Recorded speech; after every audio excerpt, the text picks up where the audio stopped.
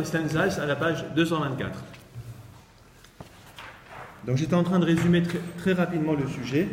Donc on était en train de parler de ce qu'on appelle le Kos Beracha, qui est toujours une loi qui est toujours en vigueur, mais peu de gens respectent vraiment aujourd'hui. Enfin, ça dépend où, mais on ne fait pas tellement attention alors que c'est quelque chose de très bien.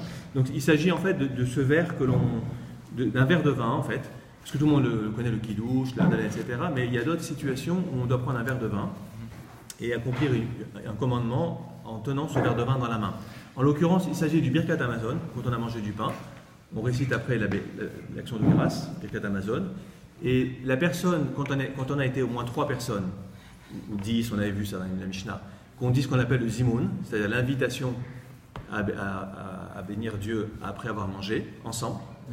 Donc ça va de pair, ça veut dire que si on dit le Zimoun, donc si on dit ces textes-là qui introduisent le Birkat Hamazon ensemble, à ce moment-là, celui qui dit le Zimoun, l'invitation, il a un verre de vin, une coupe de vin, qu'il va garder tout au long du Birkat Hamazon. Et on a vu d'ailleurs la dernière fois qu'il y avait 10 choses à respecter concernant ce verre, qu'on en est arrivé aujourd'hui à respecter seulement 4. Donc il y en a 6 sur 10 qui sont entre guillemets obsolètes. On parle en ce moment de l'obsolescence de certains versets. Donc ils sont obsolètes, entre guillemets.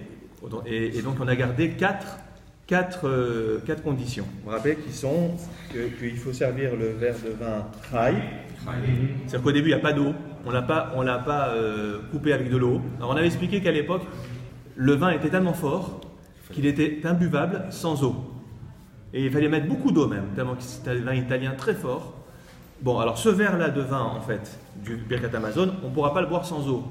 Alors qu'est-ce qui se passe? On commence le Birkat sans mettre de l'eau, et après, on avait vu la dernière fois que pendant le Birkat Hamazon, on rajoute de l'eau. Mais au départ, il faut qu'il soit chai. Alors c'est un peu compliqué, on sent bien qu'il y a beaucoup de symbolique derrière tout ça, sur les conditions. Il faut qu'il soit donc un verre de vin pur, sans eau, qu'on n'a pas coupé avec de l'eau. On a vu qu'il restait aussi adacha ou shtifa. Il faut que le verre soit lavé à l'intérieur et à l'extérieur. Rincé à l'intérieur et lavé à l'extérieur. Et la 4e condition qu'on a conservée aujourd'hui, c'est malé, c'est-à-dire plein. Et ça, c'est d'ailleurs commun au verre de vin quand vous dites un kidouche, etc. En principe, il faut que votre verre soit rempli, pas qu'il soit à moitié. Malé. Pas forcément que ça déborde, mais ça veut dire que le verre soit rempli en signe d'abondance. D'accord ? Voilà. Donc ça, c'est ce qui reste. Et alors après, la Gemara citait des rabbins, des Seuils Talmud qui disaient que quiconque s'attache à accomplir cet usage du Kos Beracha sera récompensé. Donc on cite un tas de bénédictions qui l'attendent dans ce monde, dans le monde futur, etc. Après on revient sur des conditions, sur les 6 qui n'ont pas été retenues. Mais on les définit. Vous vous rappelez l'histoire de Haïtour, couronnement. Alors on avait vu, est-ce qu'il s'agissait de couronner? Est-ce que ça veut dire que la personne qui lit le birkat avec le verre de vin, le mezamen comme on dit, il faut qu'il y ait des gens autour de lui, on couronne autour de lui, des personnes? Ou alors est-ce que c'est le verre? Vous vous rappelez le verre, c'est-à-dire que le verre sur lequel je dis le birkat Hamazon, on met un tas de verres autour, une farandole de verre. Donc c'est ça le couronnement, c'est que le verre lui-même, on lui fait honneur, parce que comme on va dire, on va accomplir une mitzvah grâce à ce verre de vin, alors soit c'est la personne qu'on entoure, d'autres personnes, soit c'est le verre qu'on entoure d'autres verres. Ça se fait plus aujourd'hui, à l'époque ça se faisait. Et il y a également le haïtouf. Le haïtouf, c'est comme le talit, l'enveloppement à la mode des Ismaélites. C'est pour ça que le talit, quand vous faites la bracha, vous vous enveloppez avec, parce que c'est l'ithatef qui veut dire s'envelopper avec les tzitzit. Donc s'envelopper, on met sur la tête. Et on avait vu qu'il y avait également ça. La personne qui récitait le birkat avec le verre de vin, elle devait avoir plus qu'une kippa. En d'autres termes, on exigeait plus que le minimum avec lequel on se couvre la tête, qui est la kippa, mais qui est carrément l'enveloppement total de la tête. Et c'est resté d'ailleurs, les gens que vous avez déjà vu dans le monde orthodoxe, vous avez les gens qui disent le birkat, ils mettent le chapeau. Même s'ils mangent, ils prennent leur repas sans chapeau. Mais quand arrive le birkat, ils mettent leur veste, en forme de... parce qu'ils vont faire une mitzvah du birkat, etc. Et ils mettent un chapeau. Le chapeau, c'est plus que la kippa. Ça couvre plus la tête. Vous voyez, ça vient de là, en fait. Alors après, on avait vu un problème dont on voit bien qu'il y a de la kabbale derrière. c'est l'histoire de savoir, puisque le verre de vin que je tiens pendant le Birkat Amazon, on a vu d'ailleurs qu'il fallait que la personne, idéalement, connaisse le Birkat par cœur, puisqu'elle devait avoir ses yeux dans le verre et pas dans le livre, idéalement. Tout le Birkat, elle regarde le verre. D'accord? Pour ne pas être distrait, dit la Gemara, de ce qu'il est en train de faire. Et on avait vu qu'il fallait qu'il prenne le verre avec la main droite. Ce qui est d'ailleurs le cas en général quand vous dites une bénédiction sur un aliment, ou même vous buvez quelque chose, vous savez qu'en principe, on doit le faire avec la main droite, pas la main gauche. Bon, dans la Kabbale, la main droite, c'est la bonté, Chesed. Abraham, la main gauche, c'est la rigueur. Donc on choisit en fait l'idée de bonté par rapport à la rigueur, donc il y a la Kabbale derrière. Et la Gemara, après, on dit qu'à l'époque ancienne, donc jadis, on s'était demandé si on avait le droit d'aider la main droite avec la main gauche. Vous vous rappelez, c'est un peu bizarre. C'est-à-dire parce que c'est long le birkat. Et puis on a vu qu'il y avait des fois les birkat qui sont plus longs que d'autres. Birkat de Rosh Chodesh, Hanouka, on rajoute des textes à la Nissi, donc c'est très long. Alors qu'est-ce qui se passe si je faiblis? Or on a vu qu'il fallait que le verre soit au-dessus de la table dans ma main, à peu près un téphar, c'est aussi pourquoi un téphar, à peu près 10 cm au-dessus de la table. Il ne faut pas que ça soit posé devant moi. Vous voyez, c'est pas qu'il est posé, j'ai dit birkat. Non, dans ma main, comme ça. Maintenant, qu'est-ce qui se passe si j'ai plus de force? Est-ce que j'ai le droit, avec ma main gauche, de m'aider? Non. Alors, on avait dit que ce problème n'avait pas été résolu. Et puisqu'il n'a pas été résolu, on va choisir la sévérité, la rigueur, et donc interdiction de céder de la rigueur pour la bonté. Enfin, de céder de la main gauche pour la main droite. C'est un peu étrange. On avait vu ça la dernière fois. Et après, on avait expliqué d'où est-ce qu'on apprenait qu'il fallait lever le verre et pas le laisser sur la table. Parce que c'est écrit, vous le dites à l'Avdallah, Kos Seshuot Esa, Uvshem Adonai Ekra. On l'avait fait ça la dernière fois, je ne sais plus si on avait fait ça. Je crois que non. Non. Alors on va le faire maintenant. Ou Makbio Minakarka. Donc c'est la première ligne en haut de la page, Stéphane. 102, tout en haut, la première ligne. Alors c'est un petit peu, c'est un petit peu avant le Aleph. Non, c'est là. C'est tout en haut de la page 224 dans le stanzas. C'est écrit Umakbio, Minakarka, Tefar. Vous l'avez? Oui. Donc on revient sur les mots de la Braïta, qui citaient les 10 conditions, les 10 choses à faire quand on récite le birkat sur ce vers. Et on dit Umakbio, Minakarka, Tefar. Il l'élèvera, ce vers, Minakarka, du sol. Alors on a dit qu'à l'époque, les gens mangeaient par terre. Mais aujourd'hui, il dit Rashi, donc déjà Rashi de Troyes, Champagne, au XIe siècle, on mangeait déjà sur les tables. Et il dit non, c'est par terre, si on mange par terre, sur le sol. Mais si on mange sur une table, comme ce qu'on fait aujourd'hui, donc on va l'élever au-dessus de la table, pas du sol. C'est selon les mœurs, c'est coutume. Donc on le lève au-dessus de la table. Tefar, donc j'ai expliqué que Tefar, c'est une mesure hébraïque qui est à peu près entre 8 et 10 cm. Ça s'appelle Tefar. On traduit par une palme en général. Donc ça veut dire, sous-entendu, pas la peine de le lever très haut le verre. Mais en tout cas, à peu près 10 cm au-dessus du niveau de la table. D'accord? On le lève comme ça et on dit le birkat dessus. Alors maintenant, la Gemara dit d'où ça sort ça? Parce qu'à chaque fois, en fait, on demande, mais les rabbins, lorsqu'ils ont demandé de réciter le birkat sur le verre de vin et qu'ils ont posé toutes ces conditions, les 10, d'où elles sortent? Alors on va voir qu'à chaque fois, ils se sont appuyés sur des versets de la Torah ou du Tanakh en général. Par exemple, là, vous allez voir, c'est un verset des psaumes, du psaume 116, que vous dites d'ailleurs à l'Avdallah, au moment d'Avdallah le samedi soir, regardez. Amar Ravacha Barabira. Parce que je l'ai dans la Torah Or. Ah oui, d'accord, ok. Tu vois? C'est oui. Ouais. Alors regardez. Amar Ravacha Rabbi Hanina. Donc Ravacha, fils de Rabbi Hanina, a dit Maïkera. Alors l'expression Maïkera, les amis, c'est un mot-clé, une expression clé, qui veut dire quel est le Kera? Kera, c'est le verset. Coran, c'est un Coran, c'est Corée, lire, ça ressemble beaucoup à l'arabe. On parle beaucoup. Bah oui. Donc Kera, quand on dit Kera, c'est pas la loi orale, c'est la tradition écrite. C'est ce qu'on appelle. Alors c'est pas forcément la Torah, hein. C'est pas forcément les 5 livres de Moshe Rabbeinu. Ça peut être les Nevi'im, les prophètes, ou ça peut être les Ketubim, les hagiographes. D'ailleurs là en l'occurrence vous allez voir, c'est Teilim, les psaumes. Les psaumes c'est ni la Torah, c'est ni les Nevi'im, c'est dans les Ketubim. fait partie des livres qu'on a dans les hagiographes, comme le rouleau d'Esther, Job, etc. Ils sont dans cette partie-là. Alors, Maïkera dit, quel est le verset sur lequel s'appuie? Vous voyez, la difficulté de la Gemara, c'est qu'il faut, c'est pas une traduction, c'est commenter, c'est-à-dire deux mots. Il faut, en français, ça donne une phrase. Quel est le verset sur lequel s'appuient les sages pour dire qu'il faut lever le verre au-dessus de la table, ou du sol quand on mangeait à l'époque par terre? Maïkera, quelle est réponse? Kos Yeshuot Essa, Ufshem Adonai Ekra. Kos, le verre, Yeshuot, des délivrances. Yeshua, c'est Yeshua, sauveur. C'est la délivrance. Le verre des délivrances, littéralement. Le verre des délivrances. Essa, voilà la référence. Essa, je lèverai. Je lèverai. Le mot Essa, c'est comme les Kohanim, ça s'appelle Nesiat Kapaim, l'élévation des pommes. P-A-U-M-E-S. Parce qu'ils lèvent les mains pour bénir la communauté. C'est le même mot. Donc ça veut dire, je lèverai Essa, le verre de la délivrance. Donc sous-entendu que c'est une allusion en fait. Le roi David ne parlait pas de ça.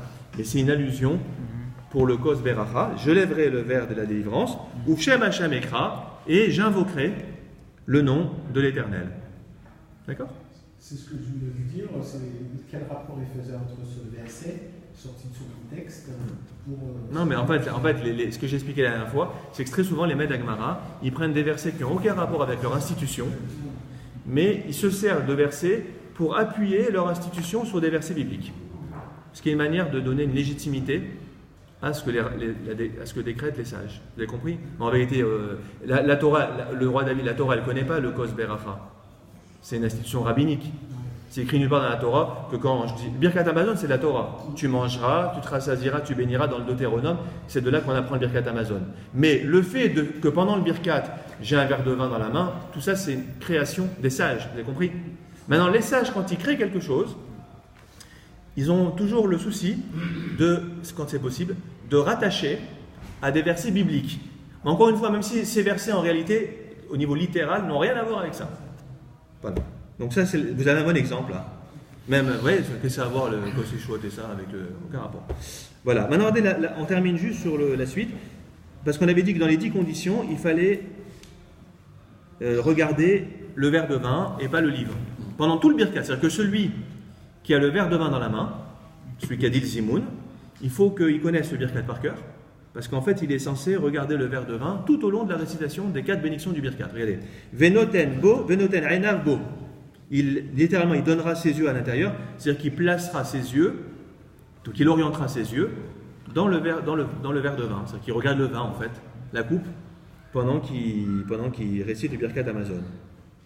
Alors là, on ne donne pas de verset comme référence, mais on donne un argument de raison. Alors ça aussi intéressant, des fois la Gemara elle rapporte des versets, donc des sources scripturaires pour appuyer quelque chose, les sages, et des fois il n'y a pas de verset, mais il y a une sorte de logique. Ça s'appelle Svara. Je vous avais dit une fois, il y a Kera. Kera, c'est le verset. Et Svara, c'est le raisonnement. C'est la raison. Une forme de logique. Alors là, en l'occurrence, regardez, c'est quoi la raison? Kieri dela nisach date mine. Kieri, ça veut dire afin que dela nisach date, qu'il ne distrait pas son esprit de lui. Alors vous avez le mot Eser Hadat, qui est un concept halakhique très connu, c'est le problème de la distraction. C'est-à-dire quand vous pensez à autre chose, ça vous oblige ensuite, je donne un exemple, vous lavez les mains, je ne sais pas moi, le matin,